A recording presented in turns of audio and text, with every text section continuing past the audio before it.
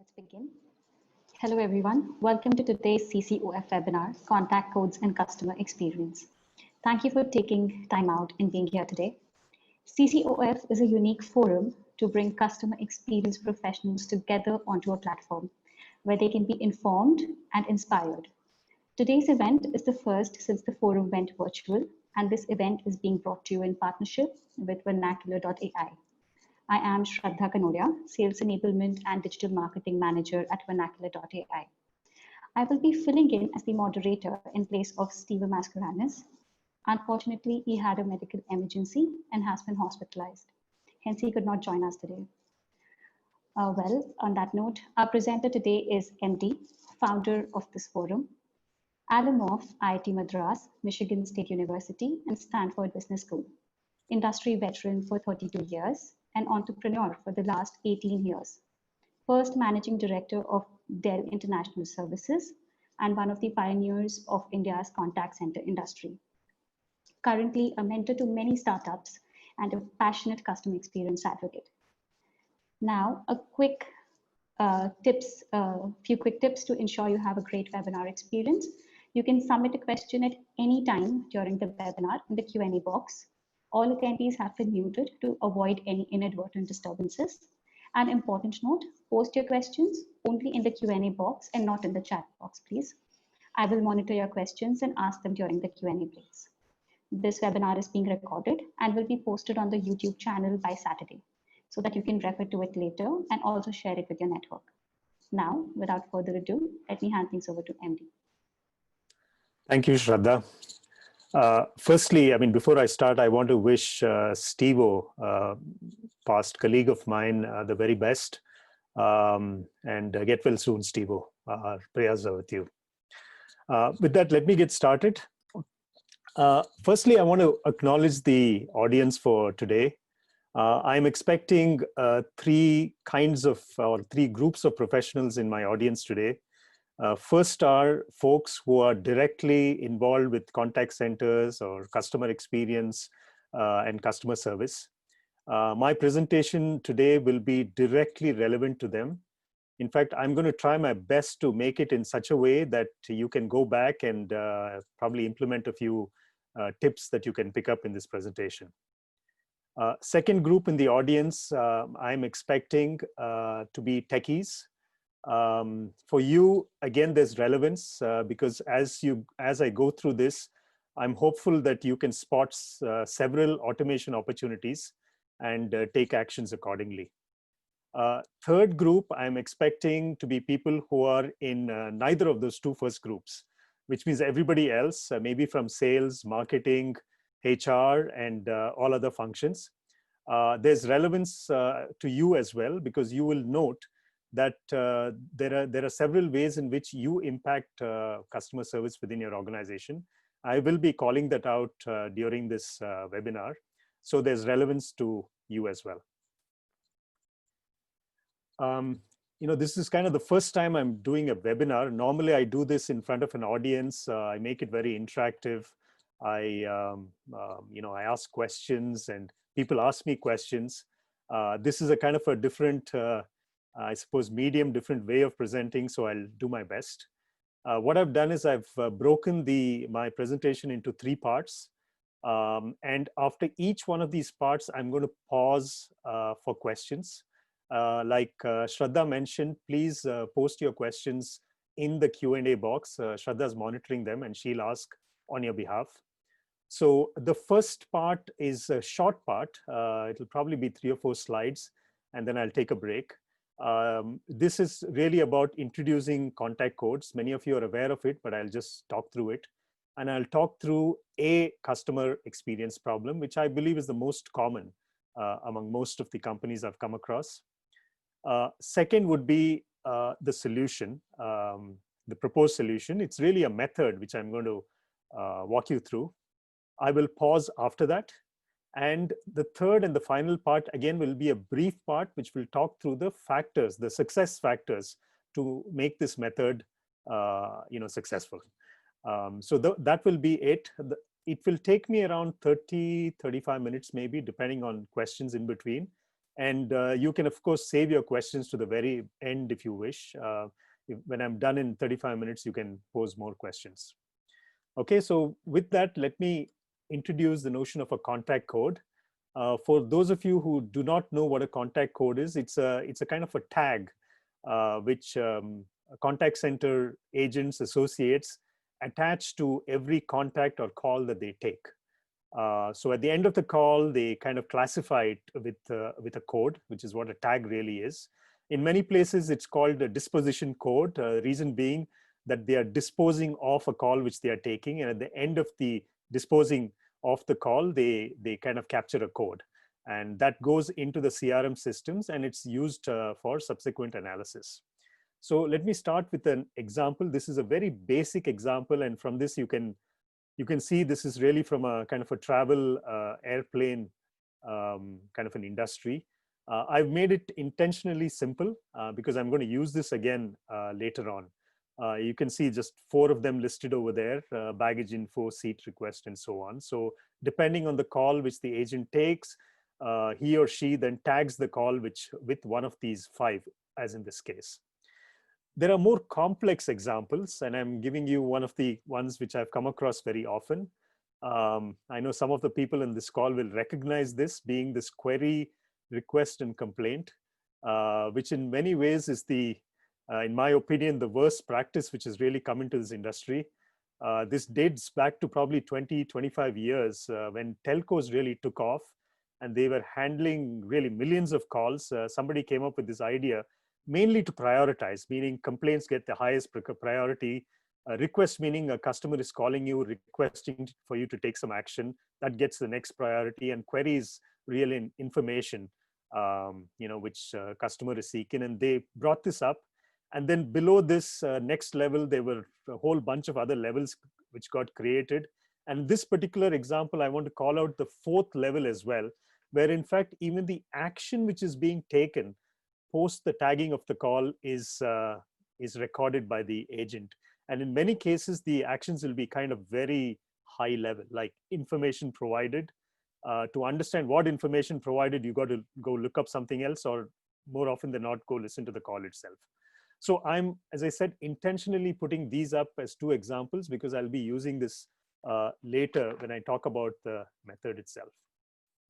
The other thing to note as well is in pretty much every company that I've gone into, they have a huge number of codes. I know over the last 5 years, people have worked on it and brought it down, but I still see the numbers to be extremely high, which means really when you say it's high, and an agent who takes the call and who needs to dispose with the contact code has 1 out of 250 choices to make when tagging it.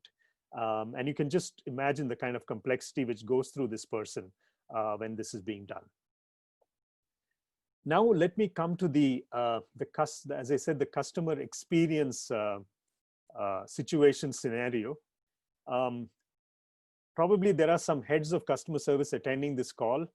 They will be very familiar with this. They will always get a call from their CFO, CEO, or somebody in the finance every time they have to do an annual plan or annual budget, and that will be cut cost. I'll be very surprised if there is anybody in this audience who has not heard this, and they have to act. So how do they normally do this is the question, right? What do? They try to shove as many calls as possible into the IVR. I'm not going to go into the details of the IVR. Some do it as scientifically as possible. Some just kind of throw in as many calls as possible into the IVR. And then I've intentionally shown thick lines over here saying there's a huge volume coming there. And the idea is to get just few of them out over here to the contact center agent.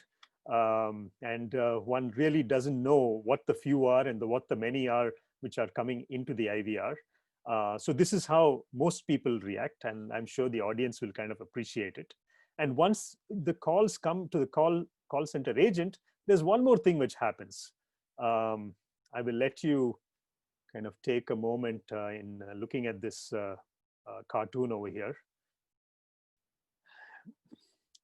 What this really means is that I know there's a kind of a humor out here, um, where most of the call center agents have one of their KPIs being the time they take to handle the call. So out here, it's being represented by somebody holding a clock behind the agent. But these are the two things which typically get done. Like I said, some do it as well as possible, some do it as badly as possible. I've come across extremes in this. So what does this mean? This means a few things happen. One is containment rate on the IVR goes up. What is containment rate? That is, if you get 100 calls, how many of these calls get terminated inside the IVR? That's containment. And this obviously goes up. If you shove a lot of calls into the IVR and try your best to hold them there, that's what will happen. Second thing which happens also is the handle time within the IVR goes up. Now, this is a question I wish the audience was in front of me. I'd love to ask this. More often than not, when I've asked customer service people what their IVR handle time is, they normally don't know. This is really the time on the average spent by a customer inside the IVR, which means navigating through the IVR and finally either getting the answer or getting transferred to an agent or just dropping out, abandoning. And this, by the way, has been only steadily going up over the last many years. And the reason why many customer service people don't know this, by the way, because IVR normally comes under the IT team, and it's one of the IT team's metrics. So normally they don't know about it. But of course, the better companies, the better operations do have a handle on this. So that goes up. And when both these go up, what do you expect? You expect customer satisfaction to come down. And when it comes down, then all kinds of things happen because questions get asked. So you will find in some cases, people trying to kind of modify the surveys which go out, the questions which get asked to customers, which is, tell me how good my product was, how good my service was. In addition, please tell me how satisfied were you with my agent, because the agent is the one I control, and I want to make sure that he's treated you well. So, and this goes down a different rat hole altogether, because now you're trying to see, how, and this customer may be desperate, he or she may be calling saying, hey, I haven't had anybody attend to my my PC for the last 5 days, and could be a very irate customer. But all the agent is now doing is making sure that the customer's name is mentioned 3 times and addressed with a Mr. or Mrs. and being extremely polite. And even at the end of not being able to address the issue, asking, do you have any other question? So some ridiculous scripts actually come into many of these scenarios, because that's all that can be done. So I'm going to take a pause with this. I've just kind of, I've hopefully kind of whet your appetite in terms of what kind of customer experience issues normally come up in many of the call centers I've come across. With that, I'm just going to pause. As I said, this first part is a fairly brief part, and then I will start addressing the potential solution to it. Right. And just give a moment maybe for people to type in their questions if they have any as well. Yeah. Of course. And a quick reminder to everybody, you can submit a question at any time during the webinar in the Q&A box.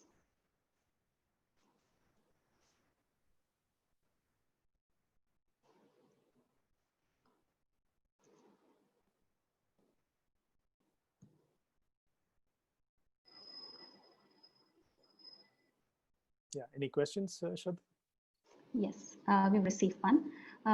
Is this specific to any industry? As in a BFSI industry, the complexities are higher, hence an IVR containment seems to be better option as compared to human response to the complexities.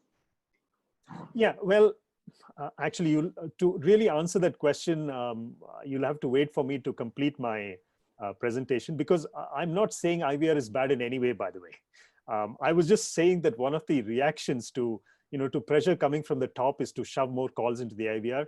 IVR is absolutely a good thing, and I will be demonstrating later on that it's the value of it. So just hold on till the next question and answer session, if you don't mind. All right. Lots of questions coming in, MD. We'll take another one. Is IVR containment same as IVR termination? If yes, then customer satisfaction should increase with higher IVR termination. Yeah. So termination is if the person gets the answer. So when you talk about containment, it actually increases. I mean, includes not just termination, but also abandoned. Some people may abandon it, and also some people may spend a lot of time before actually getting to an agent as well. So all this comes in. Of course, those going into the agent is not coming under containment, but you have abandons as well. So when you strictly go by termination, where the termination is actually ended in a customer, shall I say, question or query getting answered, then absolutely yes, the customer satisfaction should go up. But more often than not, you find people abandoning on the IVR, and also those who are desperate to actually speak to an agent are not able to do so. Mm-hmm. And by the way, I know this is kind of the middle of this entire thing. Feel free to ask the same question later on also, in case it hasn't got answered, because I'm going to try and keep, 20 odd minutes at the end of this presentation to ask, for people to ask more questions. Right. Okay. I think we can take one more question, MD, right? Yeah, sure. Is there any standard IVR time which is ideal for customer service? Yeah, well, I would think, I mean, put yourself in the customer's shoes. If, by the way, the data which I have got, and of course, over the last 20 odd years, I've looked at several IVRs as well. The handle time has only been going up, and I'm afraid that several of the handle times have gone up to 50 to 60 seconds. That's like a minute, by the way. It kind of sounds less, but it's a lot for a customer. In my opinion, ideally, you need to be able to terminate and answer the customer query within 10 seconds max. Right. Shall I proceed now? Probably there are more questions, but I'd be happy to answer them, either in the next, break or maybe at the end, because I do want to finish this, and because some of these questions which you have may get answered later on as well. Is that okay, Shraddha? Absolutely, yes. I think in respect with the time, we should move ahead. Yeah. I will. I'm hopeful, by the way, that I answered all your questions, by the way. So just hang in there. I want to get through this quickly. I want to introduce the main concepts and then, answer more questions. So let me actually start with, I stated the problem. I stated the customer experience problem. Now let me walk you through a potential solution. I need to recognize over here that, what I'm talking about is really, comes under the notion. Actually, I have to call out one more thing, which I should have called out at the beginning itself. I just missed it. The context for today's presentation is, by the way, inbound contact centers. I think that's an important thing. So those of you who deal with outbound contact centers, there are some points which you can take from here, but this does not directly impact you. All that I'm talking about is inbound post-sales contact scenarios, just to give you the scope of this talk. So the notion really over here is best service is no service. In other words, if you've sold a product or sold a service to somebody, if that somebody is calling you back or contacting you, then something is wrong. That's really the notion at a very high level. This method which I'm talking about originated 20 odd years ago, or maybe more than 20 years ago in Amazon. This was actually pioneered over there by one of my colleagues. His name is right here, Bill Price. And then it was taken up 20 years ago by an alliance called the Limebridge Alliance, which I'm proud to be part of. We took this method and then enhanced it, embellished it over a period of time, over the last 20 years really, and have implemented it in different countries.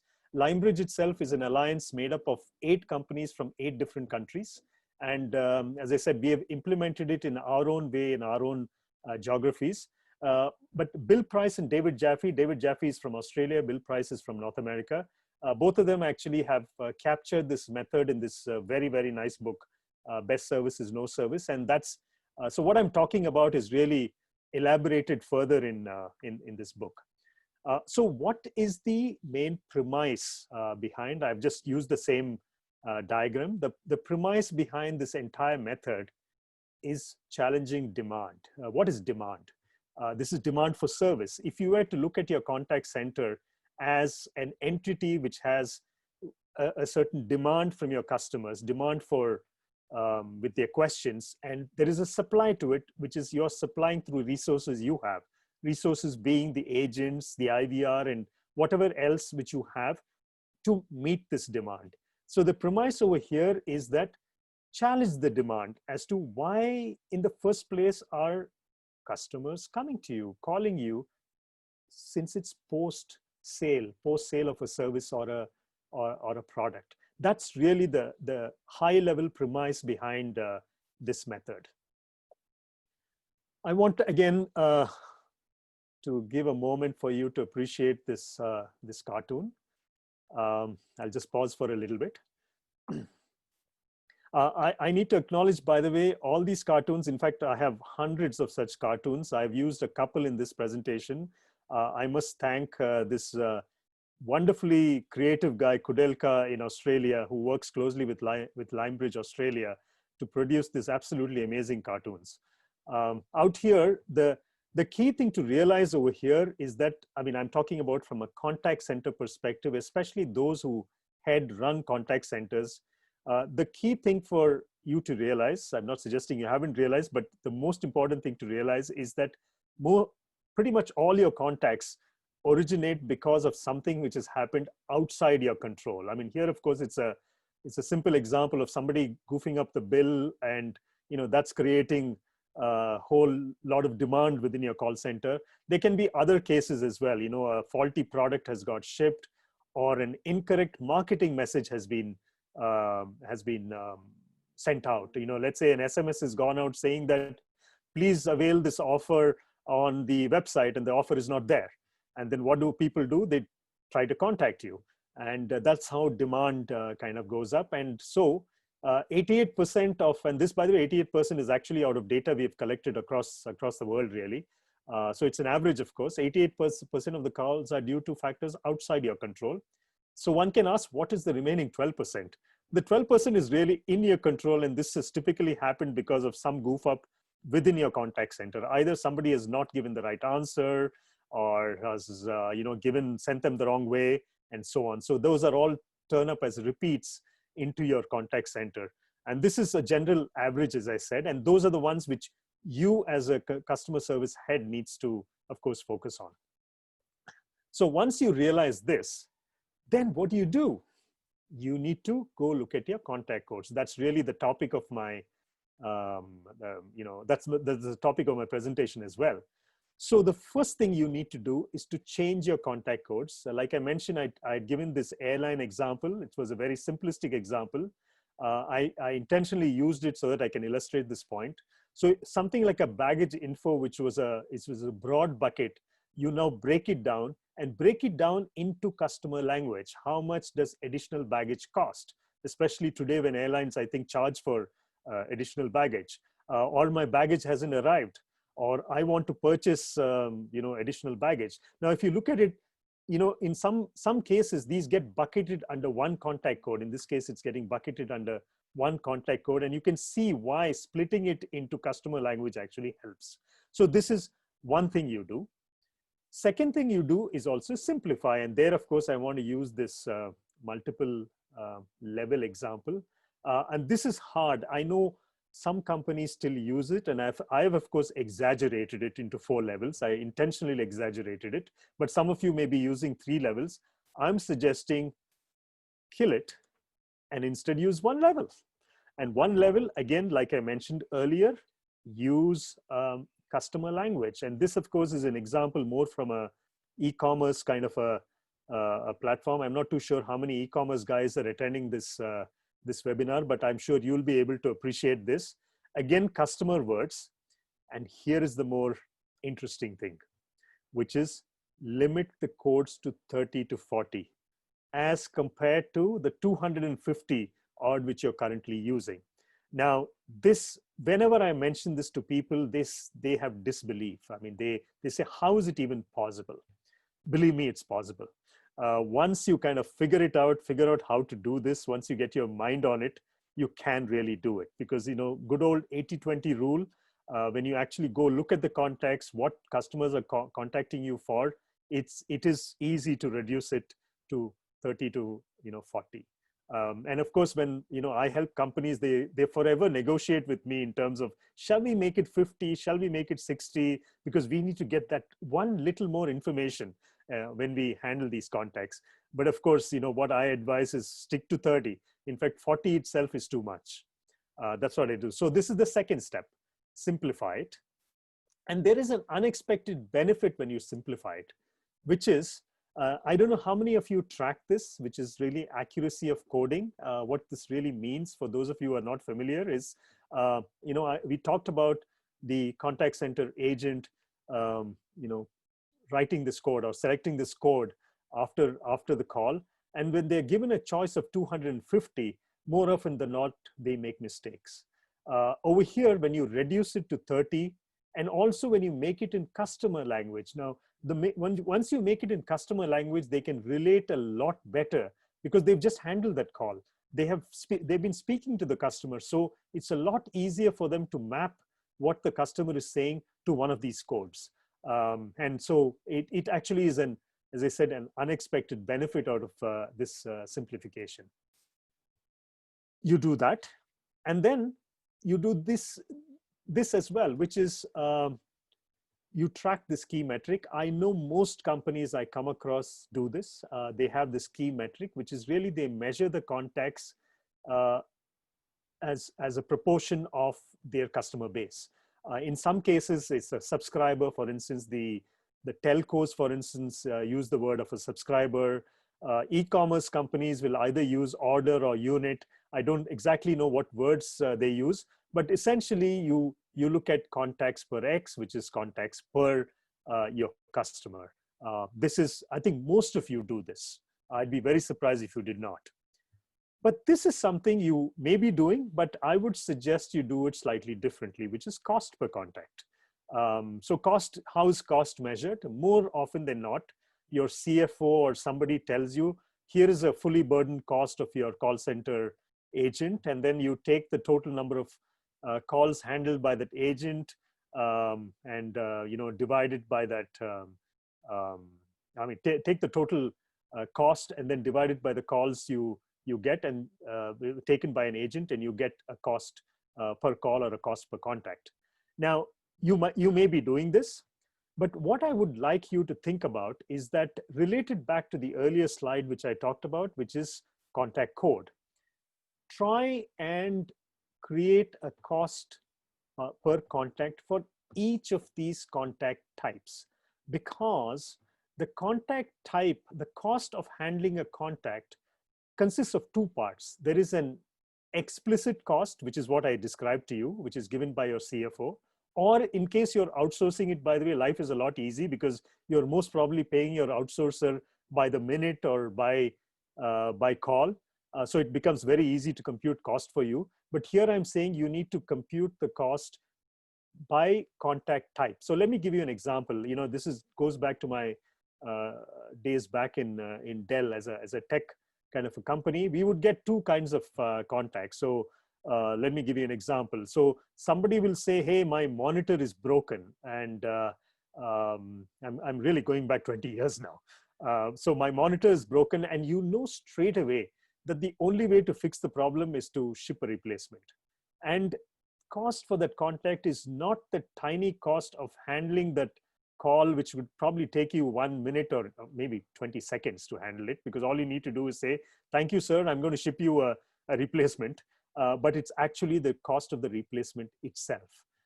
Again, I'm going to come back to you later on in terms of how you would implement this idea, but cost per contact aligned to a contact code becomes an essential step in what I'm going to talk about, what I'm talking about.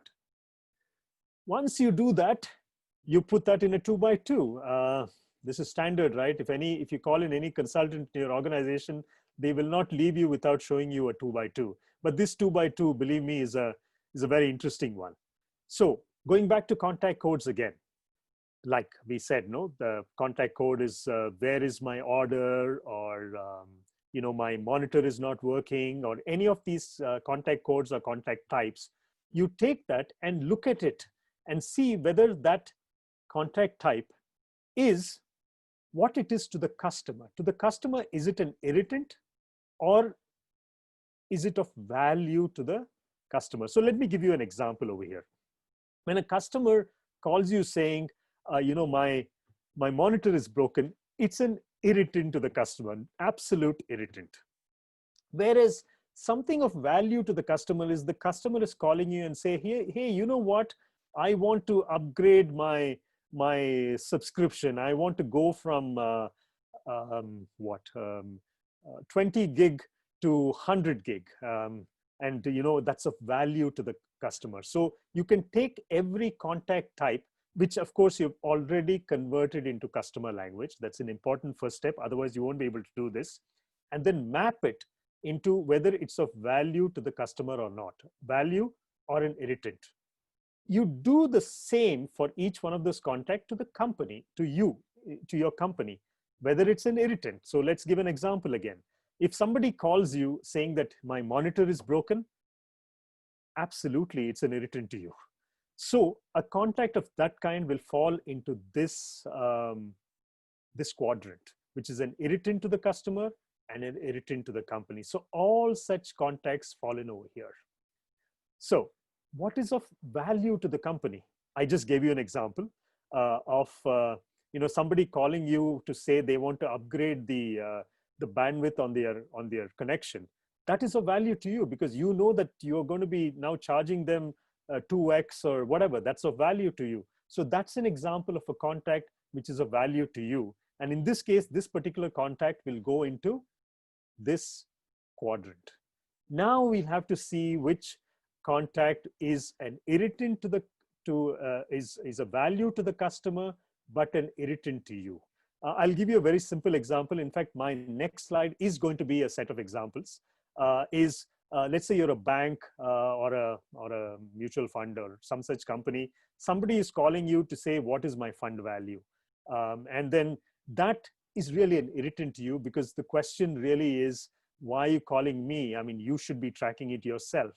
It's an irritant to you, which means irritant to the company, but it's of great value to the customer because the customer wants to know whether his or her fund value has gone up. So it's a value to you, so value to the customer. So though such contacts will fall in over here.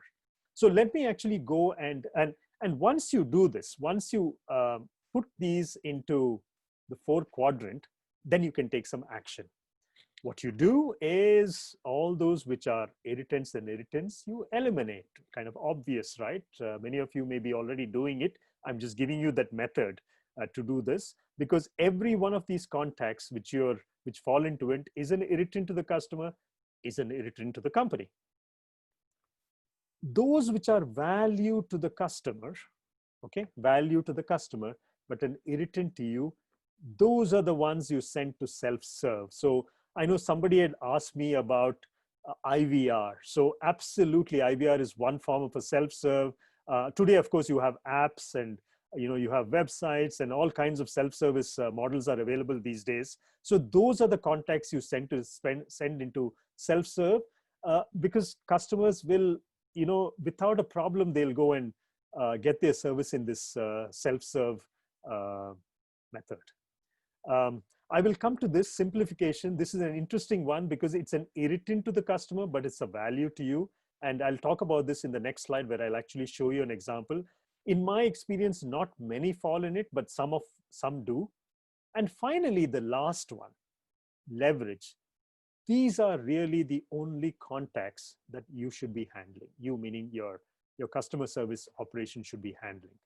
And now when you think about it, when you're getting, especially now, in the Indian context where you get millions and millions of contacts every month and every day and so on, the kind of reduction if you get rid of this, if you deflect this, and if you simplify this and then handle this, you can just imagine how much impact you're making to customer experience.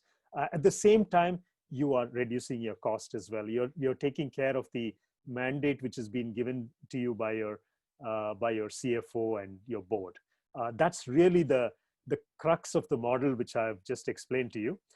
So let me give you an example. This is an example from a kind of an e-commerce company. This was a kind of a boutique e-commerce company, which I was involved with several years ago, actually. And these percentages, by the way, are just volumes of the calls which are coming in. And you can see all of them are in customer language. And of course, there's a kind of a percentage which is there. And I'll talk about these percentages a little later. But for the moment, if you see this particular example, look at their automation opportunity. Now, of course, some of you who are joining this call from a bank or fund management or insurance company, you will kind of recognize some of these, saying that, similar context you'll be getting. All these you can automate. Use an IVR, use your app, use whatever other, methods which are available to you. In this case, surprisingly, the irritant calls were few. Especially there was a funny one called incomplete call and email. This was really a technical issue out there, which was a high percentage. And this was low-hanging fruit. And surprisingly, this was being missed out because they were not seeing it in this model. And then let me come to this.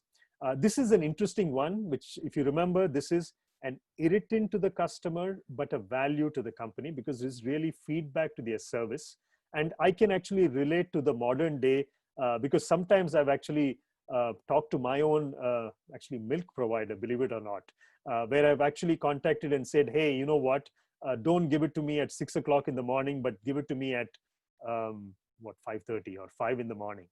So this is an interesting way where you want to actually, it's of value to you, but still an irritant. When you say what simplify really means is that give a method where they can get this feedback to you quickly and you can act on it quickly. That's what simplification really means. Again, I don't want to go into methods which are available to you today. I mean, that's too much detail at this point, but there are plenty of methods available for you today to simplify it. But essentially, you want this, which is of value to the customer, but irritant to you, to reach you quickly and so that you can take action quickly. And finally, this is an interesting example because many of you may think that I want to cancel should really fall in over here. But in this particular company, and this was more aligned with their kind of philosophy, was that when it came to, and as I said, it was a boutique, what shall I call it, an e-commerce kind of a company. They were selling some boutique products. And for them, cancellation, they thought, was a differentiator because apparently the rest of the competition was not allowing to cancel for whatever reason. So in this case, they wanted to personally handle every cancellation contact. And this they thought was of great value to them. And that's how these contacts came into this leverage bucket, which means it's of value to the company and value to the customer. And that's why this came in over there. And they were happy to, put as many people as they required to handle these calls and make it as easy as possible for the customer as well. What did I do? Okay. So that is, hopefully you followed because I've been talking for a while right now. Finally, how do you prioritize? My apologies. This is a kind of a crowded slide, but let me call out what really it is. This is what we call skyline. This is described very well in the book, by the way. And there are multiple things which I want to really call out. So let me tell you what the x-axis is. The x-axis I haven't put in over here because these are all labels. These are all contacts really which are in the x-axis. So first contact could potentially be where is my order kind of a thing, or my monitor is broken. So all the x-axis are all contact codes. What you see in this columns are all the contacts per X. That is the that's the y-axis, but it's been modified to tell you the cost. I mentioned earlier that you not only need to do a contact per X, but you need to do a cost per X for each one of these contact types. That's what is on the y-axis. The y-axis here is in euros, because this example is really taken from a European company. And these 6 bars within each of the contacts tells you the last 6 weeks. In this case, I don't know which is the latest week and which is the the farthest away week, but it's the last 6 weeks. And it also tells you the trend over the last. So, you know, a lot of information is actually captured in this one chart. And it's actually, you believe it or not, this is actually done with Excel with a bunch of macros. So I'm quite amazed at the kind of automation capabilities which exist these days. So this, you know, you can see is over 6 weeks. And this is, as I said, the y-axis is the cost of the contact. And now this is an interesting thing, which is you can see some labels over here. Out here is JN, RF. I think there's another RF over here, and there's a CP and DC, OC or DC.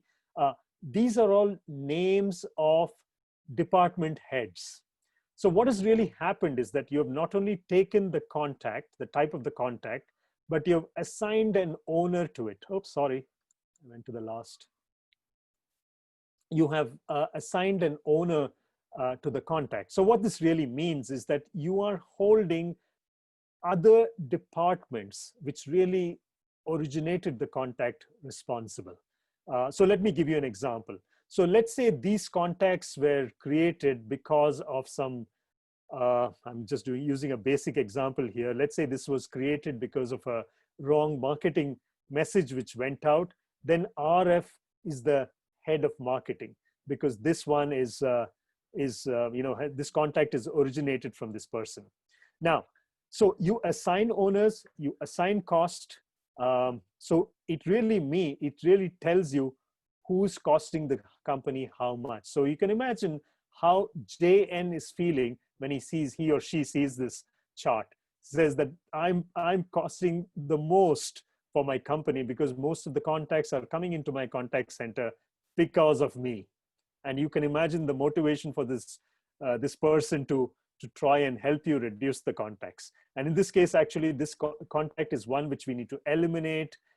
This we need to eliminate. This we need to eliminate. As I said, this is an example which I've just taken out of a report. So that's why you don't have any names on it. And also you have these black markers. These black markers is really the target. In this case, there's a target which has been set for this financial year. Now, of course, I don't know what has happened to this after COVID and lockdowns and all that. But anyway, there are targets which are set so people know where to get to. This particular contact is already ahead of the target, because if this is the target, you want to be less than the target. This gentleman is well above target, which means the cost to the company is much higher than the target which has been set, and so on. So you kind of get an idea. And of course, in this, there are marked you know, next kind of action saying that we don't quite understand what is going in this contact type. All we need to know is to fix it by digitizing it. We don't quite know how to digitize or what to digitize. So there is a project which needs to be created, which is why there's a tag which has been put in this chart saying that we need to go and deep dive into it. Similarly, you have a few other contacts where we said we don't know enough about it, so we need to go do a deep dive, which really means that you need to go back and do a root cause analysis and figure out what's the underlying issue, and then go fix it. So that's how you prioritize. That was a long lecture. Open to questions. Again, you know, you can ask them now or later. For one thing, I need to take a 2-minute pause. Sure, we'll use that pause to let people type in the questions in the Q&A box. Like I said, guys, I mean, I'm going to answer as many of your questions as possible. So that's why I went through this. I mean, what's remaining, by the way, is I think 2 or 3 slides. So I'll put that up, and I'll be happy. Of course, I've left at least, what's the time now? 15 minutes, 20 minutes, at least 15 minutes. So, and we can extend if we want, if you guys are okay. I mean, I don't think there's a limit on this Zoom webinar. So we can go past the 8:30 time if you guys are okay. Yeah, maybe I'll just answer one question, Shraddha, and then move forward, and then we'll bunch all questions at the end. Sure. So this one, right. So this question is, how difficult is it to change contact codes to the way you have suggested? Oh, wow. Depends on how complex your codes are at this point, really. Um, it is difficult. I mean, let me not create a false impression over here. The reason is that the, today the codes are being used by not just your department, but they are used across the board.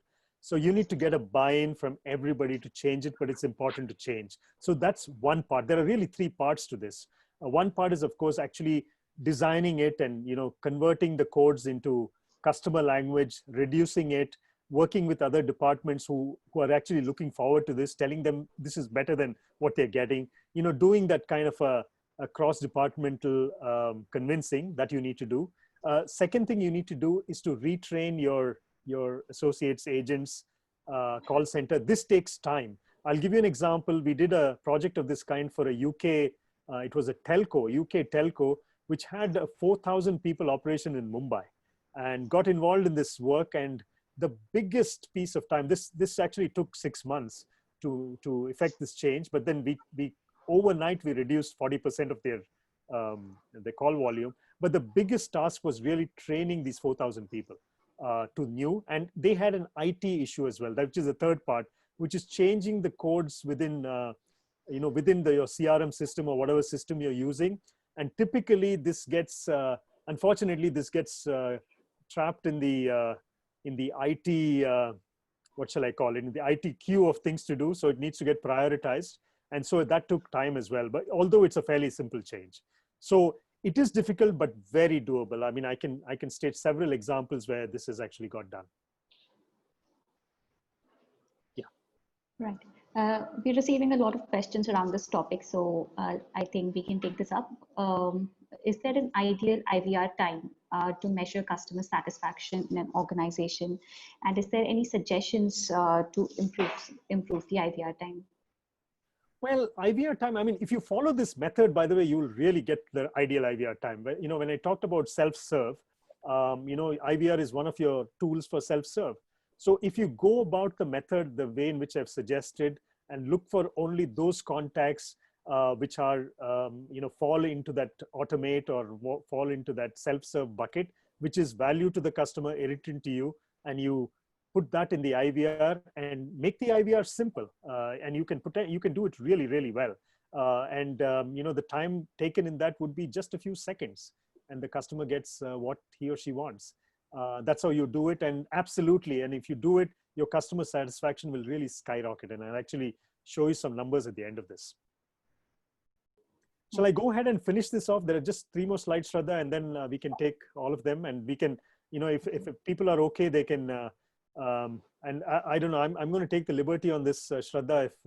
If somebody needs to really drop off at 8:30, they can indicate and you can ask their question first. But of course, please be honest with it. I don't want everybody saying that they need to leave at 8:30, but I'd be happy to extend beyond 8:30. So let me go ahead. I'll finish this off and then answer all the questions. Okay, sure. Is that okay? Yes, absolutely. Over to you, Andy. Okay, great. Thank you. So what I'm going to talk about now is really the success factors. This is important because whatever I talked about cannot work without this. This cannot be done in isolation. So first, of course, is executive sponsorship. And I'm sure the heads of customer experience, customer service who are on this call will appreciate it. In my experience, this needs to start with the CEO. I mean, it needs to start right up there. Now, question could well be, how do you get the attention of the CEO? In my experience is that it requires normally a crisis. I gave you the earlier example of the UK, telco initiating this project. That started with the CEO. That person, that gentleman actually initiated this whole thing and was a sponsor for it. So things moved very, very quickly. And that took a crisis because they were very close to running out of money. So they had to cut costs, and at the same time, they were very cognizant about improving customer experience. And that's why this got implemented in a jiffy. So it needs to be driven from the top. And as I said, in that case, it required a crisis. Maybe it always requires a crisis. There can be a better kind of crisis also with COVID and lockdowns. And, some of your businesses, the businesses may be booming. I don't quite know. So in a booming business, when you have several contacts coming in, that's another kind of crisis where you can appeal to your exec or CEO for help. So that's one thing which is important. You absolutely need systems to measure this accurately, meaning how many calls are coming in. I don't see a concern in it because there are very, very good systems available today on this. The third bullet point, especially when it comes to eliminating contacts, you need good root causing expertise within the company. In my experience, this expertise has been difficult to find.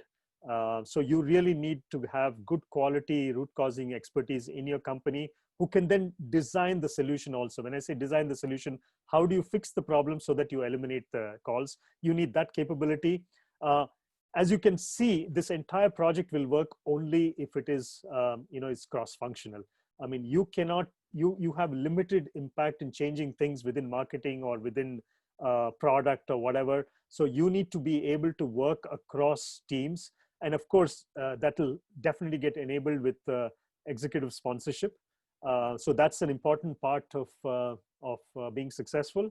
And the last bullet point over here is an interesting one. I don't want to spend too much time on it because it's a topic by itself. Some of you may be outsourcing your contact center operation to outsourcers. More often than not, outsourcers get paid by the minute or by the call or by the second or whatever. If you see their motivation really is based on the amount of calls or contacts that they take. I mean, they succeed if more calls to go to them. But in our scenario here, we are trying to cut calls. So the two are really not aligned, which means you need to go back and look at KPIs with your outsourcers to align it with the method which I have articulated over here. And an important KPI which you may want to consider really is to make your contracts aligned to contacts per X, the killer metric. Once you align your contracts to that, then your outsourcer as well as you will automatically get aligned. As I said, this is a wider, bigger topic, so I won't take too much time on it. And the proof, as I said, is in the pudding. This is, unfortunately, this is a slightly dated data. This is from 2010, nearly 10 years ago. Like I said, this entire method got implemented in Amazon, and Amazon has been right on top. And this, by the way, is NPS scores. Many of you will be familiar with what NPS stands for. And they have been consistently at the top of this chart. And they are even ahead of companies like Apple. I'm an Apple user. I'm part of the Apple cult. Every device, including what I'm presenting you today, is with an Apple device, and they are ahead of that on the NPS. So as I said, if you implement it, the customer experience and customer loyalty really, which is what NPS measures, is bound to go up. Okay, so with that, let me thank all of you. I'm going to, and I'll take questions. I also want to call out once again, Shraddha, thank you very much for stepping in to take Steve-O's place and moderate the session. All yours. Pleasure, Andy. Sure.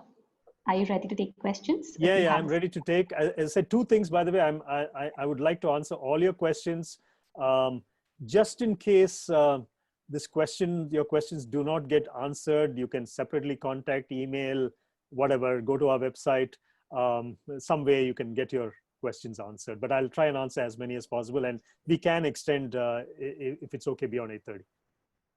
Sure. So the next one, I'll get to that quickly, is how frequently are contact codes revisited? Like, is there a case where we come across contact codes that we haven't accounted for before? Yeah, so what really happens is that when I say how often, from my experience, is probably once in 6 months, once you get this going and once you reduce it to 30 or 40, what typically happens is that some of the contacts get eliminated, hopefully, and they never come up again. And then you can start introducing new ones. It also depends on how dynamic your business really is and how times are also changing. So given all of it, I mean, typically you revisit once in 6 months, sometimes once a year. But once you get into this, you will be introducing them kind of automatically as priorities change. as situation changes and as you keep improving your service as well through eliminating and automating of responses. Right.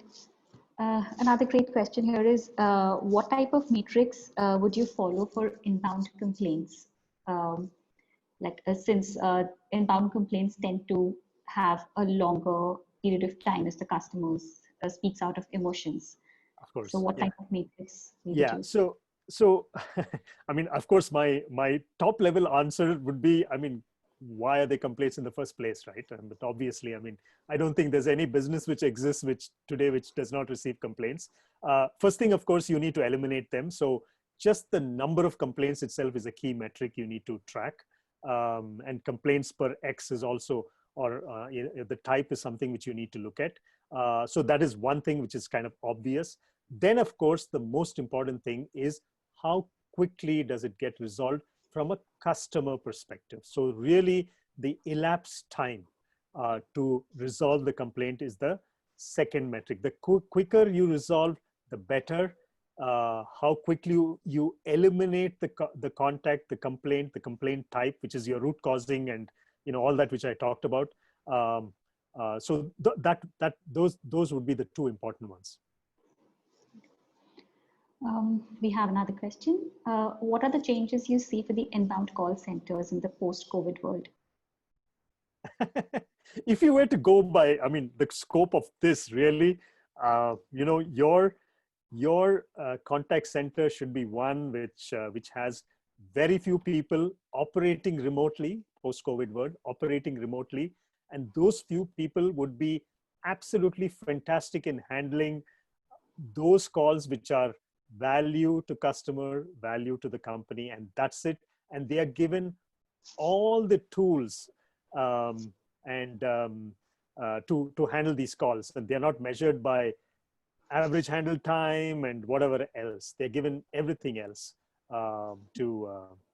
they're empowered, in fact, to handle the context, and they can make decisions right at that time to handle these. That's the post-COVID world, but physically, I see them all, I don't know, working remotely or working from home. We are at 8:30 already, but I see participants are still around, so I think we can take one more question. You can take a few more. As I said, I don't have maybe we can go for 10 more minutes. I don't know, I can't make out from here as to how many questions are still pending, Shraddha, but you probably have an idea. I'm speaking on your behalf, Shraddha. Just let the folks know that, if they have to drop off quickly to give priority to their question. By the way, before we proceed and before people drop off the call, by the way, I do want to acknowledge our partners, vernacular.ai, for this webinar. They are a voice automation technology company. So thank you guys for supporting this webinar. And go ahead, ask more questions. I can actually go to 8:45 as well, as long as I said people can hang around. Sure, Andy. Andy, should we just quickly talk about the next webinar as well, in case people would like to drop off? Yeah, I'd wait for that. Let questions get answered. They know, by the way, just to let you know, we're going to have a webinar every 2 weeks, by the way, same Thursday, 7:30. So just look out for the topic. It'll come to you. Yeah, so quickly jumping to the next question. It is, will VoiceBot add value to IVR? VoiceBot, yes, I would think so. I mean, the important thing again is that, I mean, the first thing is to implement what I talked about, which is making sure the right kind of contacts go into the IVR. And after that, it's a question of the experience you deliver to it. And VoiceBots today have reached the kind of, shall I say, that the technology has reached a point where you can actually speak just like a human. You eliminate the need for people to actually type in stuff, type in numbers or codes into their phones. I think that's gone. And also, of course, VoiceBots help you deal with multiple languages. And I recognize it primarily because when you go out into the rural areas, a lot of people don't quite know how to use an IVR, but they know how to interact with one. So absolutely, VoiceBot can add a lot of value to it. Right. Great. So over to the next question. A lot of questions coming your way, MD, just FYI. My pleasure. So, yeah. So this one is for high AHT calls. What is your advice to keep the KPIs under control and also keep the customer happy at the same time? I am assuming that the KPI you're referring to is the AHT itself, the average handle time. The best way to manage it is eliminate it, get rid of it. Do not have a person, like I showed the cartoon earlier, do not have a person, keeping a clock and measuring. I'm kidding. Nobody's keeping a clock over there, but AHT should not be a KPI for the agent.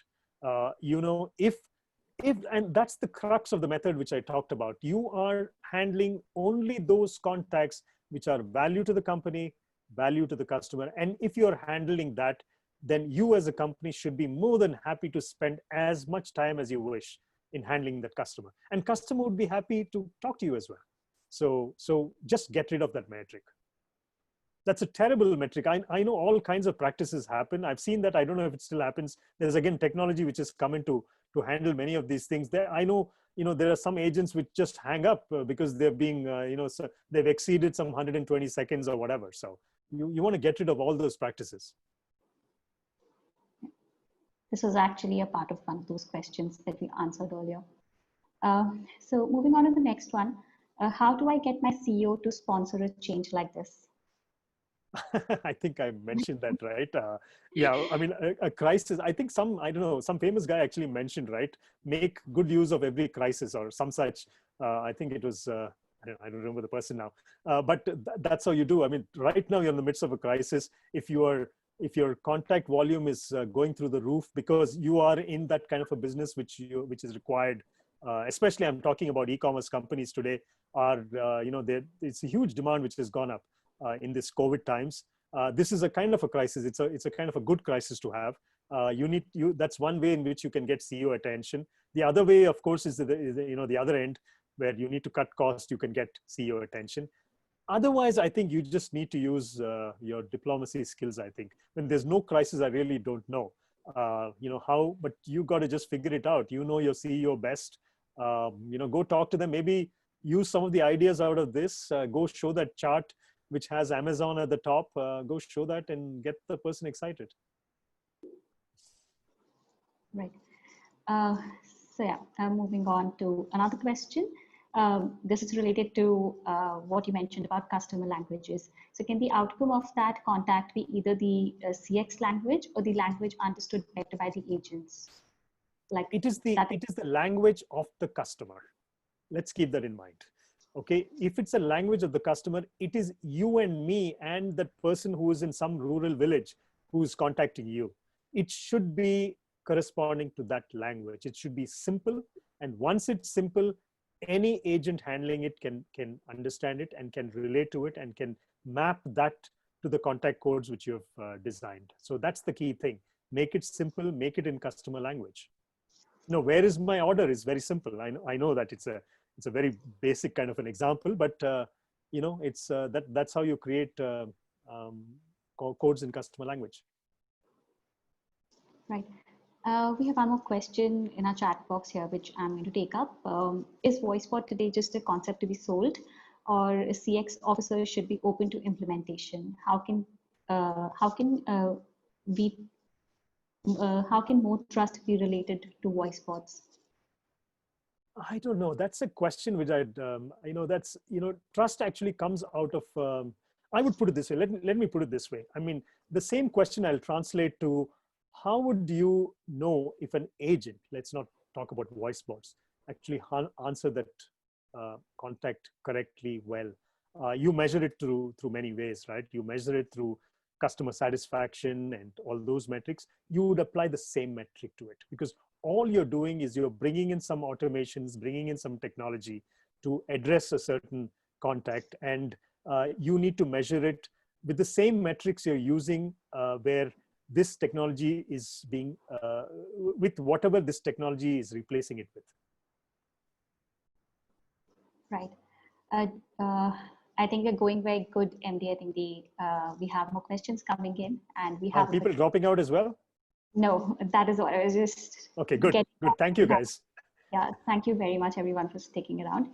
Another question, what is the percentage of calls that are contained by the IVR actually properly answered? And are there any industry standards? Yeah, unfortunately, I don't have data on it because the containment in the IVR, let me put it this way. You have had a certain, if you followed my method, again, I keep coming back to that, there is a certain percentage of your contacts which you want to automate. And you're automating either through IVR or through your app or whatever other, as I said, tools available.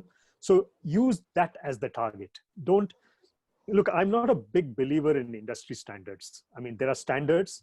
Finally, it all becomes one big average. You need to understand your business well. And if you really think about it, the context over here are all B2C companies. I mean, these are all business to consumer companies, which we're talking about. Define your own standard. And if you do this well, and if you keep your focus on the customer, and if you're focusing on doing the right thing for the customers, then you will be on top. Right. All right. So moving to the next question, how often should contact codes be reviewed and changed? I think we have answered this. That's been answered, yes. Yeah. So another question is, do some industries lend themselves more to automation than others? And if so, which industries in your mind have most to automate? Look, I'm going to give my gut feel on this. Obviously, this question is a very general question.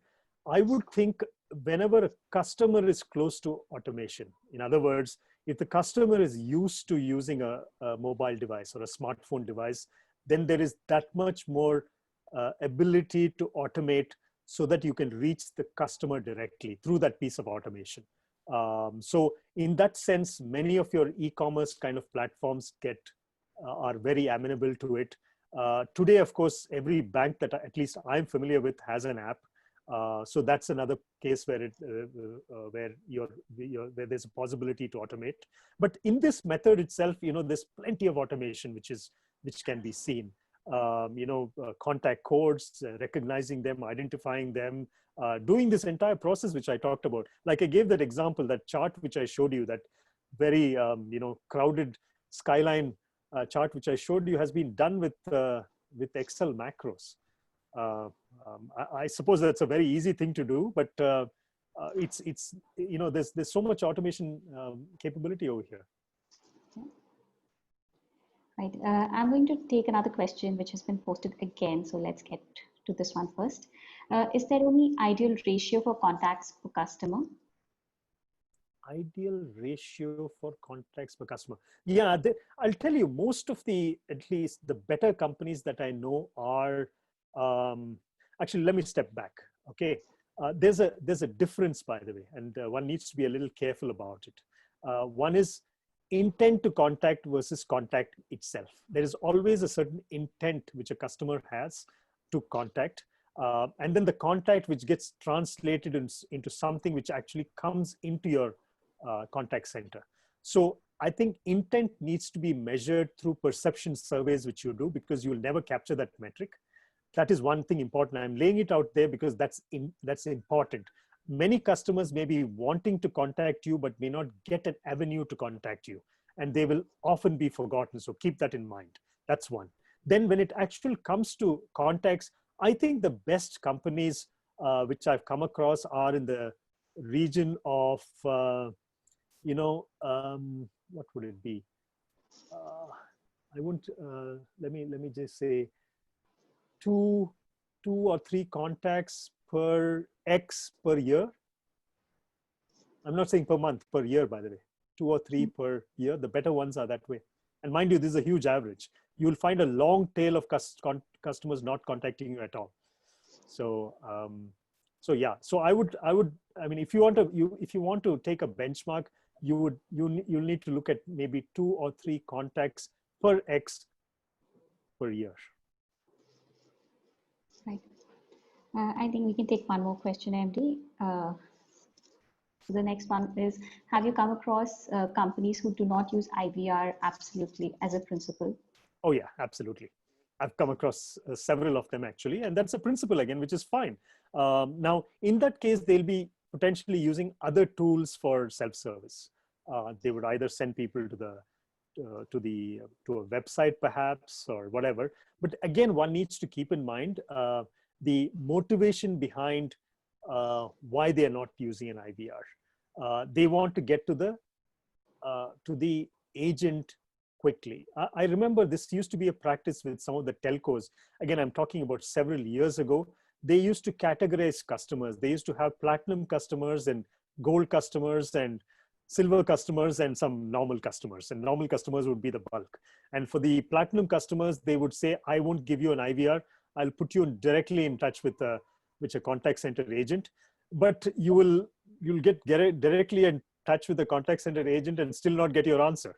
So which only makes things worse. Again, my suggestion is follow this method. And when it comes to automation, or as I said, looking at that quadrant where you're looking at contacts which are value to customer but irritant to the company, it's okay to send them to the IVR if that's a good self-serve device, or to the website, or to your app. It's okay to do that. IVR should not be treated as a device which differentiates between segments of customers. It's a long answer to a basic question, sorry. You're right. I think we have received a comment similar to what you just suggested as well, MD, saying that removing the IVR was a wonderfully freeing experience. Oh, is that so?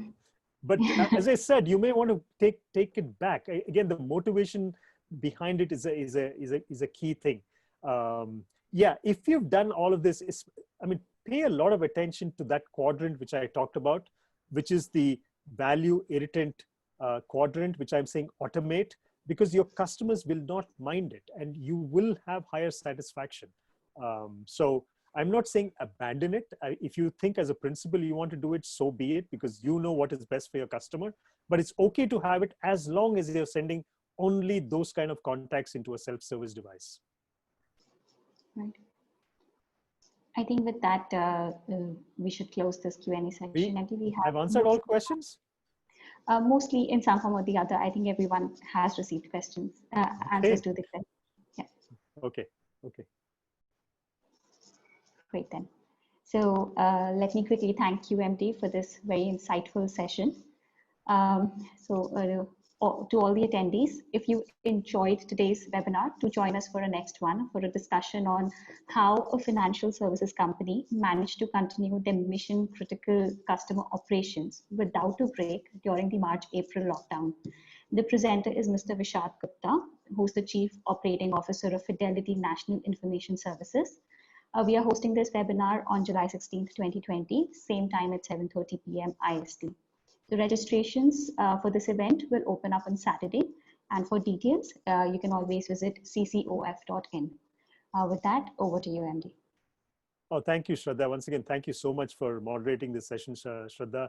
And thank you, all of you. I don't quite know. I can't see too much control over here in front of me as to how many have been listening to me. But thank you for taking the time and going well past the time schedule. Also want to thank the partners for this, Vernacular. And I want to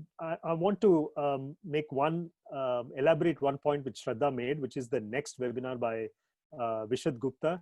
This would be of great interest to several of you, because this is a real life example of what exactly happened in March and April of this year, when there was a kind of an immediate lockdown after our Prime Minister's speech, and how a mission critical contact center service had to kind of quickly change to continue that mission critical service. So that's you'll really enjoy the talk. And apparently he tells me that this is a pretty large multinational company. So, they had a whole bunch of business continuity processes documented and all of that, like many MNCs do. And they had to basically throw out all of that and innovate at real time. So many of you will find that very, very interesting. So please do make it a point to join. Thank you once again. Look forward to seeing you the next time.